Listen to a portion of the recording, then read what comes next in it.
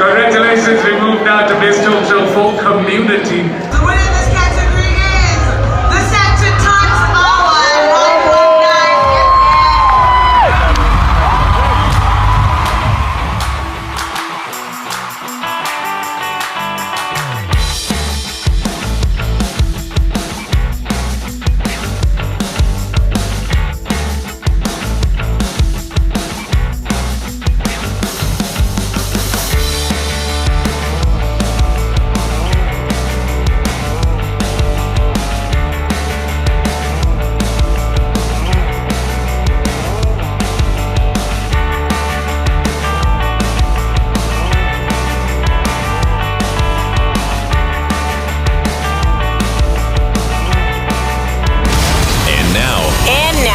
From Greater Sandton and beyond, get ready for the Sandton Times Hour with your host, Alexander. Hip, hip. Hip, hip. Ladies and gentlemen, everyone in between and beyond, welcome to the award-winning Sandton Times Hour, edition 225. It's week 50 of 2025. I'm Alexander Leipner, and an extra special welcome to you. If you're listening for the very first time to the Sandton Times Hour, or if you're a regular listener, I'm welcoming you from across Johannesburg and Pretoria. If you're in Gauteng, somewhere in South Africa, or anywhere or everywhere in the world, online or on air, wherever you are, I'm happy to report that all is well in Sandton land. And Vincenzo, we did it. We did it. Best talk show in South Africa for 2025 in the community category at the Telkom Radio Awards this past weekend, and there is probably no better community than Greater Sandton and the Sandton Times Hour Nation. So wherever you find yourself right now, congratulations to you, and thank you for getting us this far.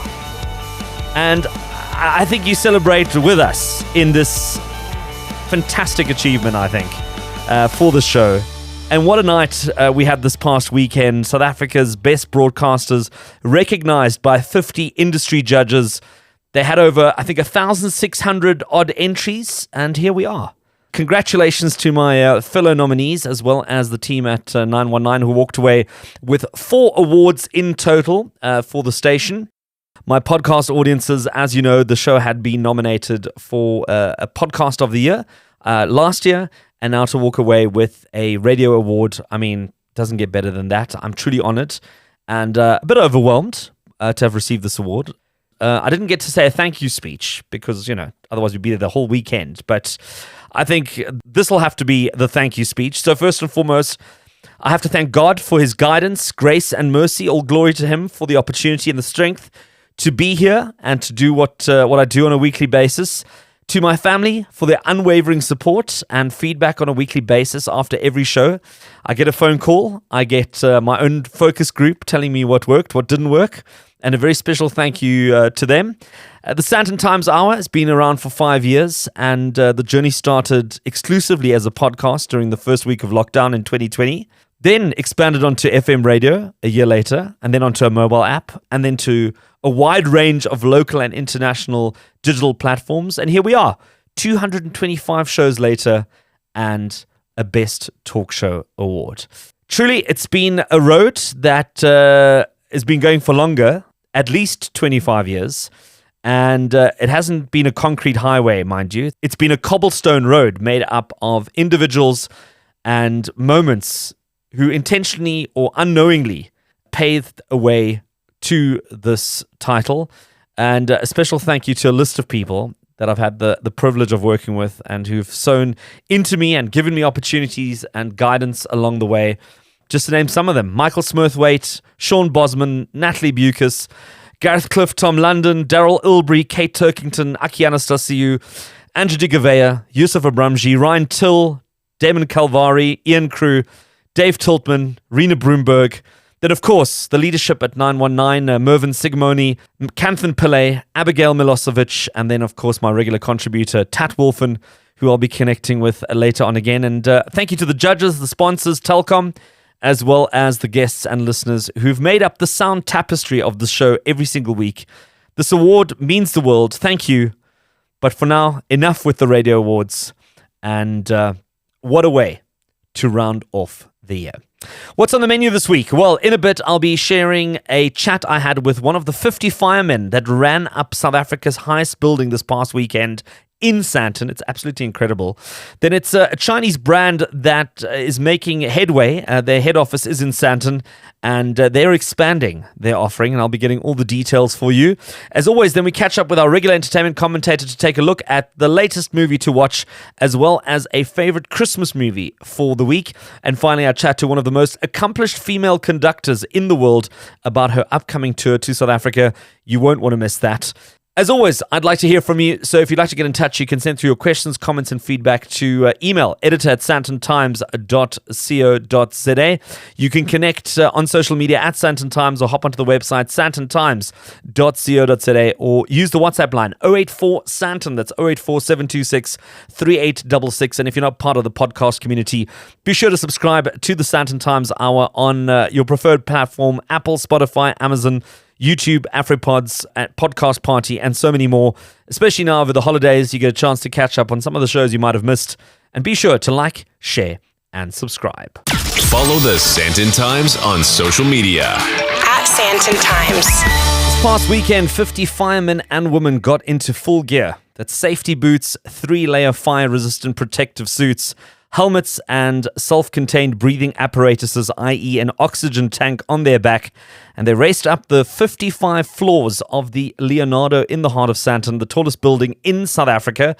It's roughly got 6,050 steps to the top of the building, which these unbelievably fit men and women had to conquer in the shortest period of time with an extra 20 kilograms on their backs, if not more.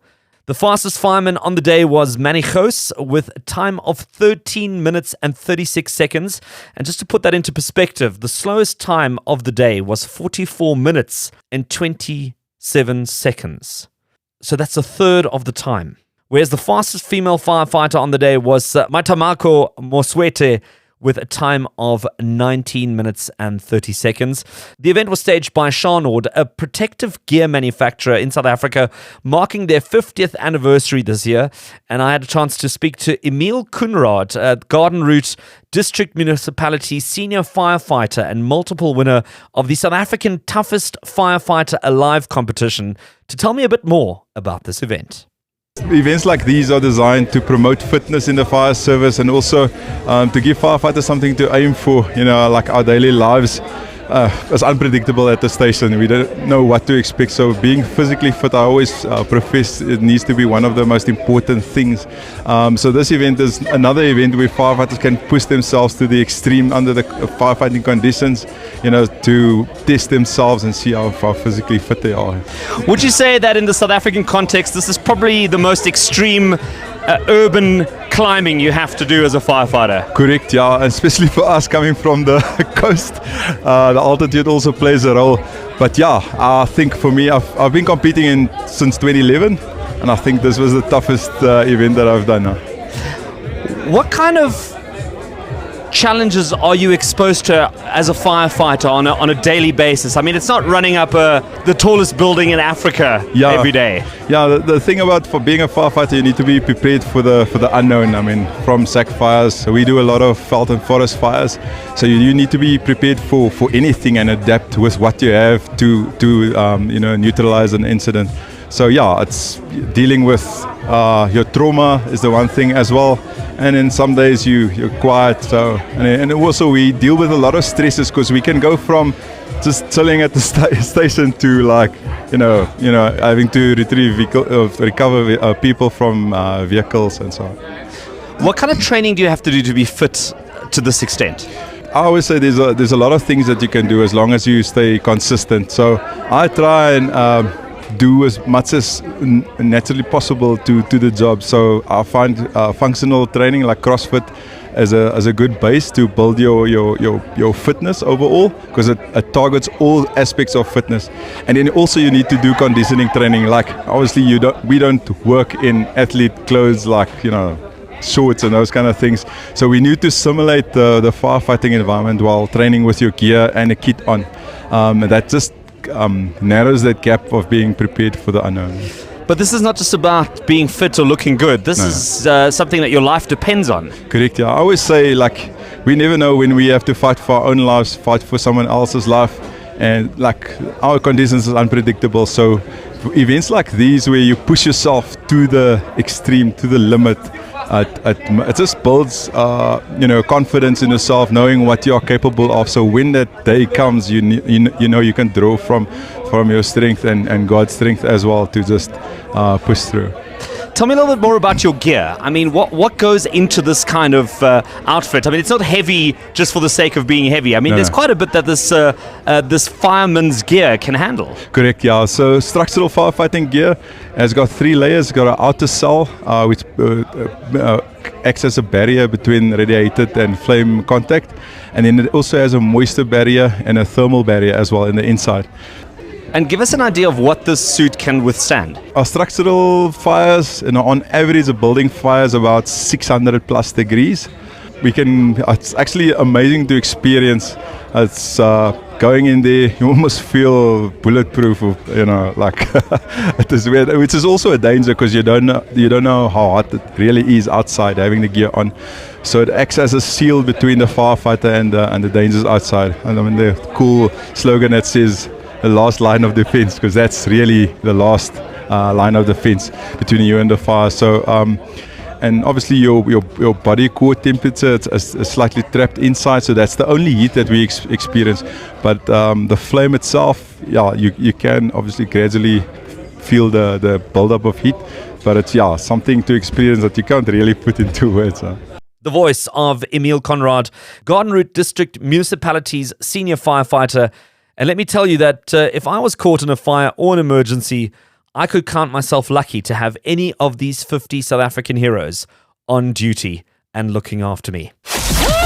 You're listening to the Sandton Times Hour. Chinese automaker BYD has had a pretty good year, from opening the first flagship dealership in the heart of Sandton in November this year to revealing a host of new models for the South African market. And this past week, the BYD C-Line 5 made its debut in the country.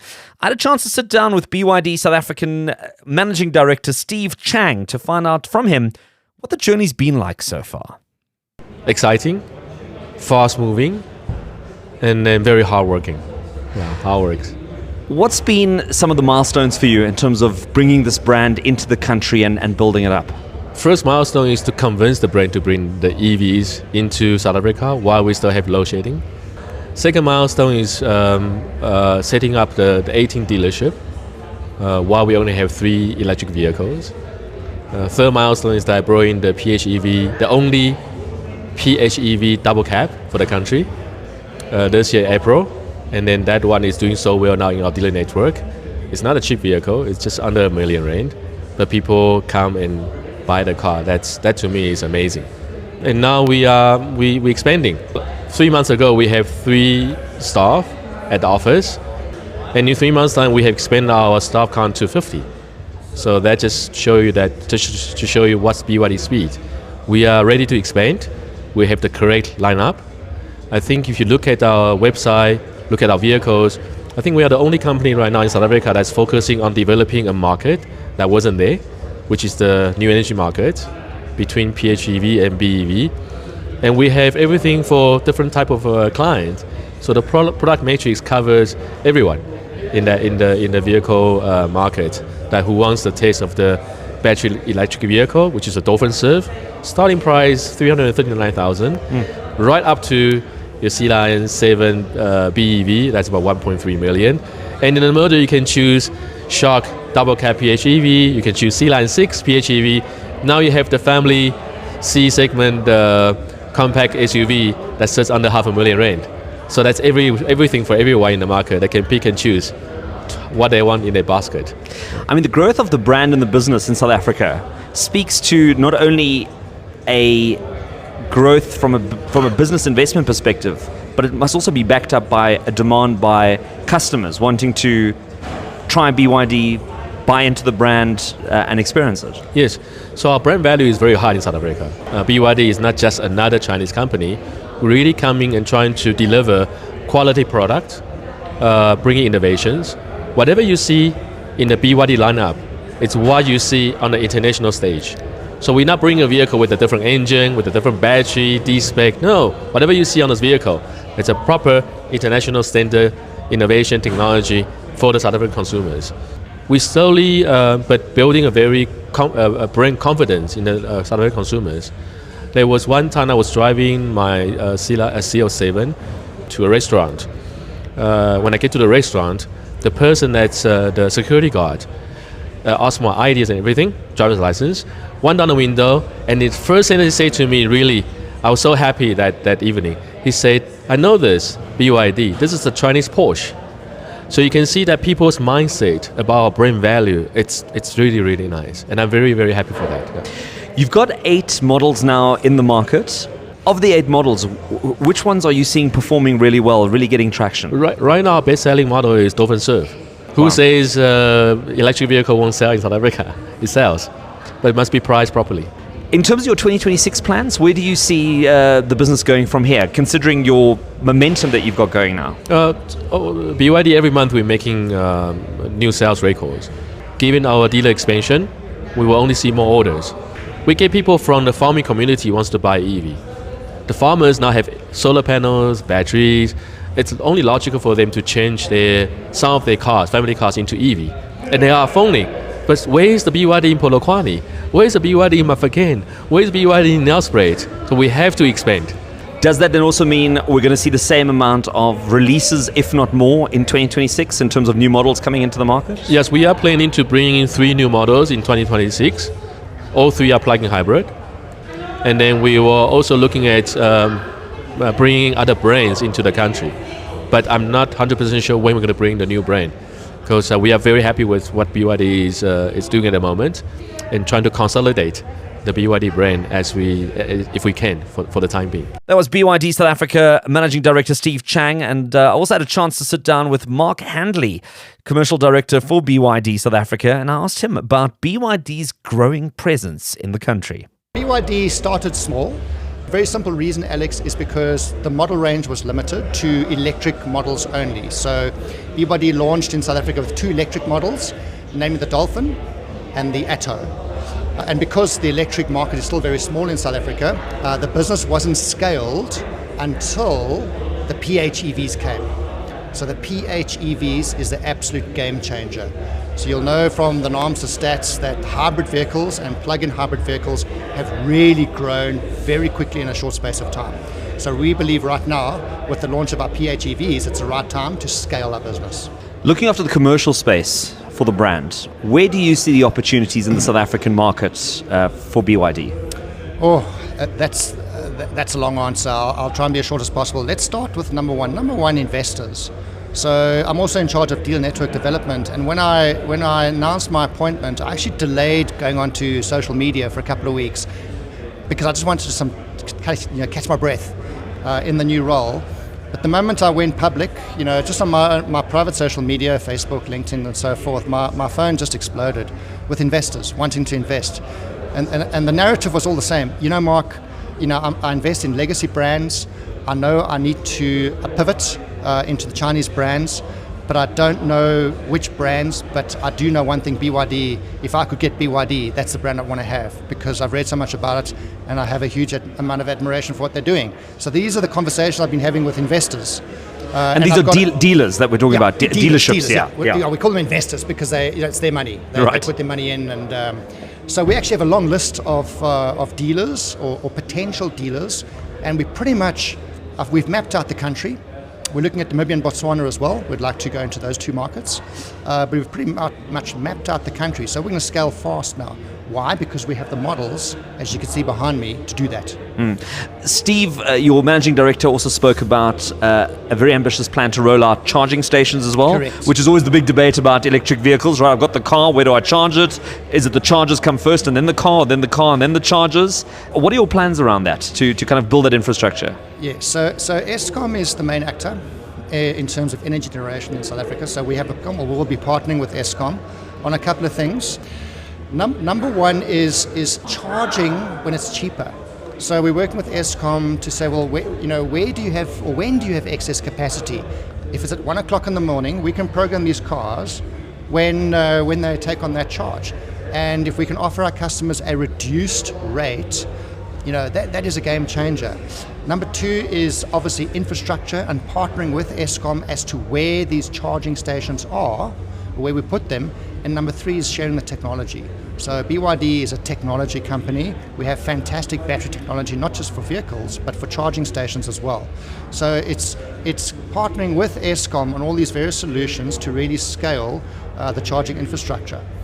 What I do want to mention though is recently China have just launched what they call flash charging. And your traditional wall box charger will give you 3.5 kilowatt hours. A flash charger will give you 1,000 kilowatts per hour. That's a game changer.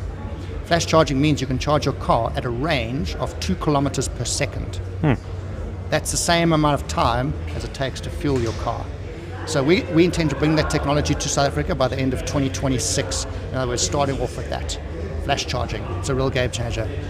Well, that was Mark Handley, Commercial Director for BYD South Africa. The C-Line 5 is now available in South Africa, and they've priced it at 499,900 Rand with all the bells and whistles you can imagine, including an onboard karaoke microphone and interface.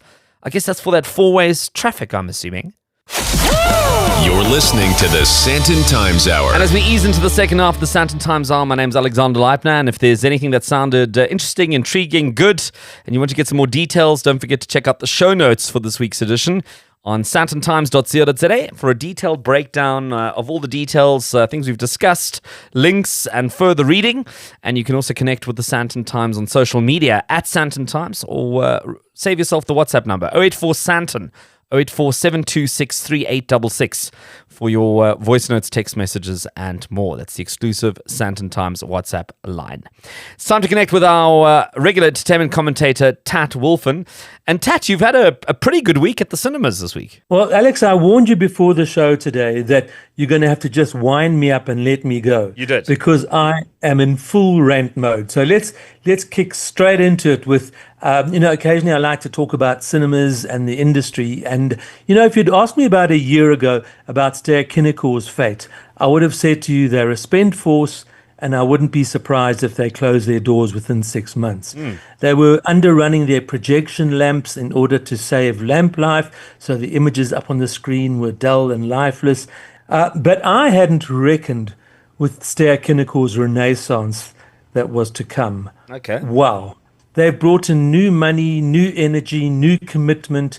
What I'm seeing now is really exciting. So lately I've been going to their Cineplex at the Mall of Africa quite a bit. Now, apart from the fact that they have their IMAX there, their Cinema One is also a super cinema experience. It has a big screen, a beefy sound system, and great stadium seating, that steep seating so that no one's head gets in your view and everyone sort of gets pushed forward into the picture. It's a lovely cinema, their Cinema One. The whole Cineplex is just, I actually asked them if I could move my bed into their foyer, but they wouldn't let me. So even though their Cineplex at Mall of Africa is new and impressive and everything, I've also noticed that they've been going around reviving their older Cineplexes one by one as well. So kudos to Stair Kinnekor. Okay, that's great. Because they are helping to revive the beautiful habit of movie going. Fantastic. Lovely. Great work.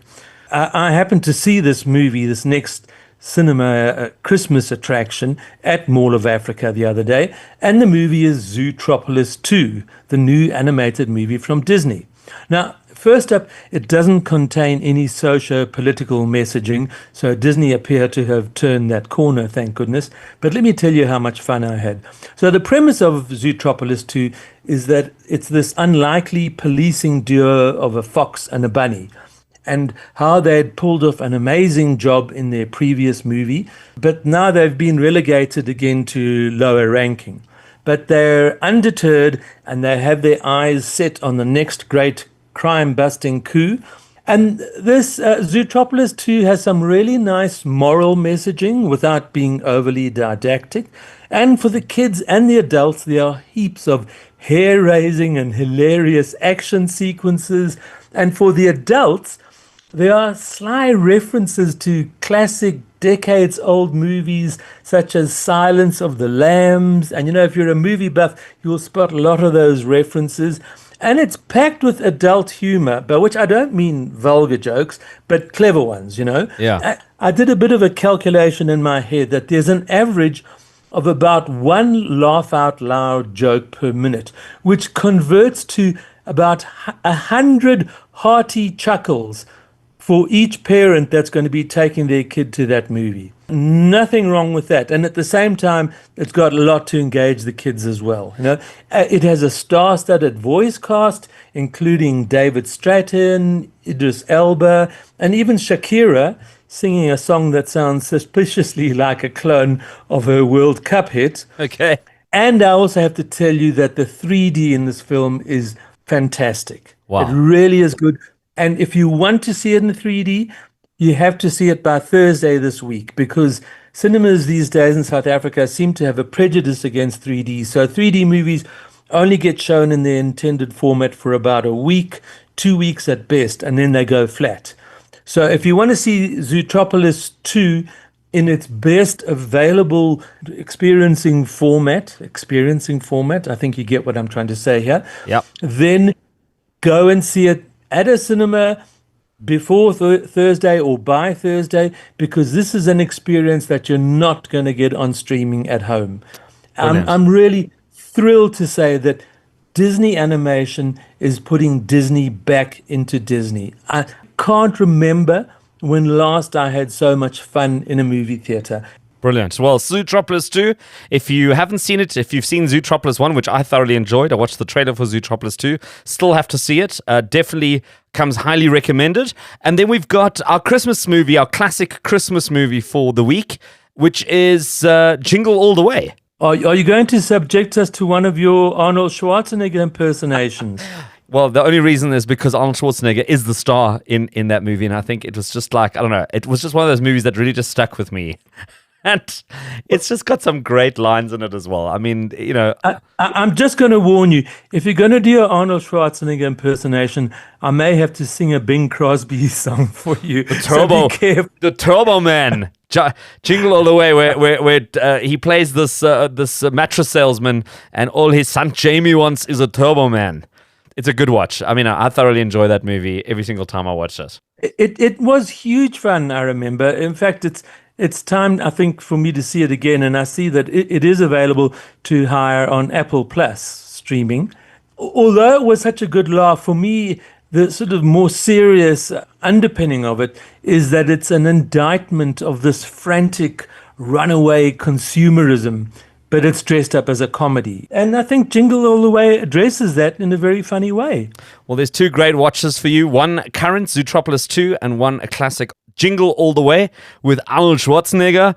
And Tat, it's good to have you on, and keep the Christmas spirit until we chat again next week. Thank you. And I'm going to beg our valued listeners again, Zootropolis 2 is huge fun. Cheers. You're listening to the Sandton Times Hour. This festive season, the Mzansi National Philharmonic Orchestra is taking South Africans on an extraordinary musical journey with its 2025 national tour, Voices of Home, running from the 10th to the 16th of December 2025. And leading this remarkable celebration of sound and storytelling is one of the most influential conductors of her generation. Joining me in a minute is Marin Alsop, a name that has reshaped the world of classical music. She's internationally acclaimed not only for her artistry on the podium, but for her innovative approach to programming, her commitment to expanding audiences, and her belief in the transformative power of music.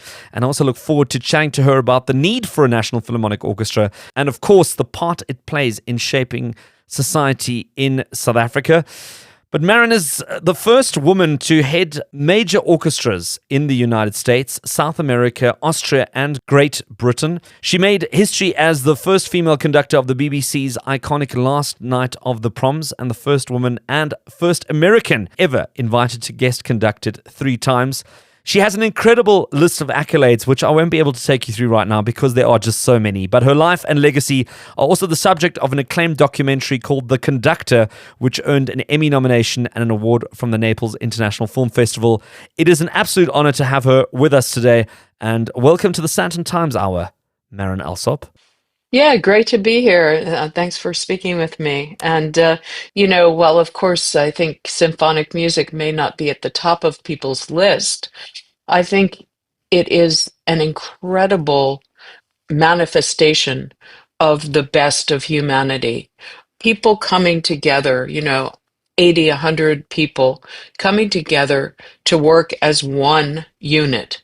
It's about community, it's about beauty, it's about listening, it's about giving back.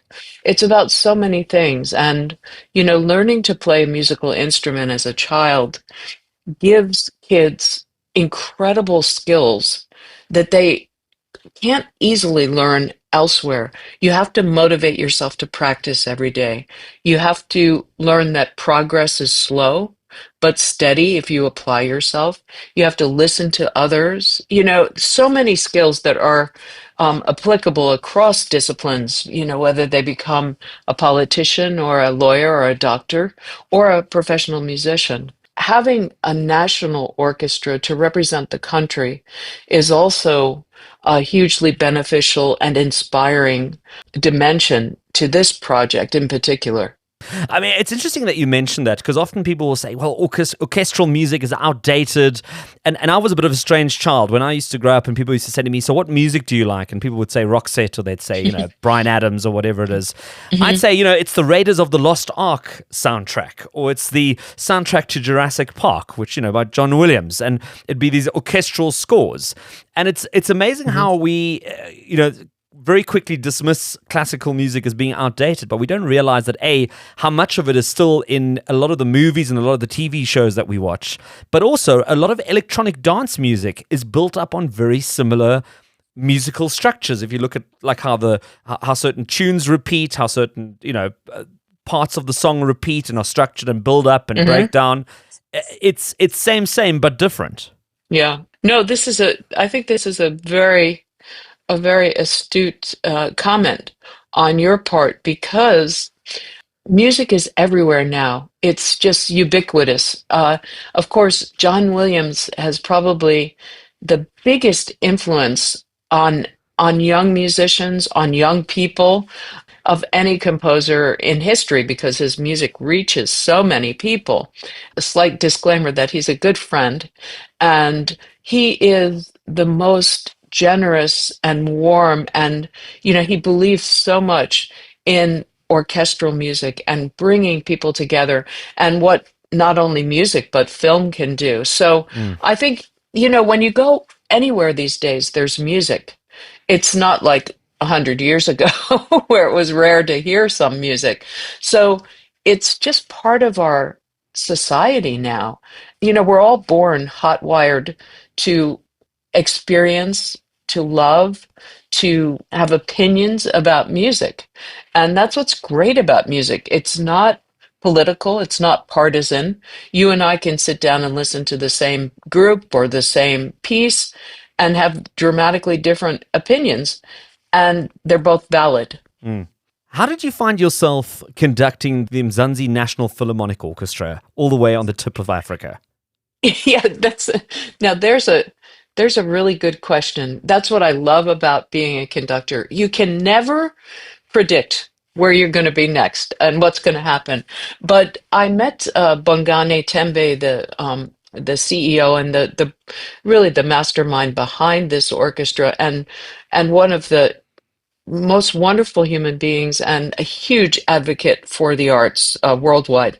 I met him, and we chatted a bit. He saw me conduct, and he said, "Oh, my dream would be to have a national orchestra and have you come and conduct." So I actually conducted the orchestra for their inaugural tour a few years ago. And I'm very happy to be able to get back and enjoy the musicians and the public. The warmth of the public was incredible, and we performed Beethoven's Ninth Symphony during that tour, and we had quite an outing in Durban where the power went out, but we played anyway. It was very inspiring. Well, you'll be happy to hear, I think we've sorted out the power issues. So all you have to worry about now I'm glad about that. Are the strings and the French horns. But tell us, what can people expect from the tour? Well, the program is really exciting. We're going to begin with an overture that's one of the standard classical great overtures by Shostakovich called Festive Overture because we feel like it's a festive event. And we're going to follow that by an American composition by a friend of mine. She's also a film composer, and she's been nominated for Oscars and won 5 Emmys. Her name is Laura Karpman, and this short piece is called All American. So it's got a great groove, and it's very dance-like. And then we're doing this incredible concerto by a South African artist, cellist Abel Salaucho. And he's not only performing the cello concerto, he's composed it. He also sings, he talks, he dances during this piece, and he calls on the orchestra to do more than just play their instruments, but to be physically completely engaged with this piece. And I think audience members, whether you've been to classical music concerts or not, you're going to love this piece. And then we close with Rachmaninoff's Second Symphony. It's one of the most lush, romantic pieces ever written. So I feel like there's something for everyone, and you don't want to miss hearing this great South African artist. Well, it sounds tremendous. I think it's an absolute privilege to have you come down and conduct on a National Philharmonic Orchestra. And that's the Voices of Home tour. It's going across the country. We'll put all the details up on the Sandton Times website, sandtontimes.co.za, and you can find out about tickets. And I'm sure you want to go grab those because they'll probably move very fast if you want to treat yourself to something special this festive season. And the conductor, Marin Alsop, thank you so much for joining us on the Sandton Times Hour. It's been so great to chat to you. My great pleasure, and hope to see you there. Me too. And that wraps up another Sandton Times Hour for another week. We have one more show lined up for next week, and then we call it a year for 2025. If you're wrapping up work this week, I wish you safe travels, happy holidays, and a superb break. Otherwise, we'll see each other for one more show next week. Feel free to send through your questions and comments. In the meantime, you can email editor@sandtontimes.co.za, connect on social media @Sandton Times, and visit the website www.sandtontimes.co.za. The WhatsApp line 084 Sandton 084 726 3866 for your voice notes and media. As always, make sure to subscribe to the podcast and join the growing community there, whichever platform you prefer. Thank you to all my guests who made time to be on the show this week, as well as the team behind the scenes making it happen every single week, and congratulations to you on that award once more. A special thank you for listening, and God willing, we'll do it all again next week.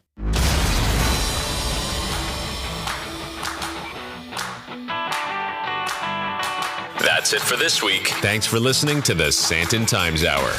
And if you enjoyed it, be sure to share it.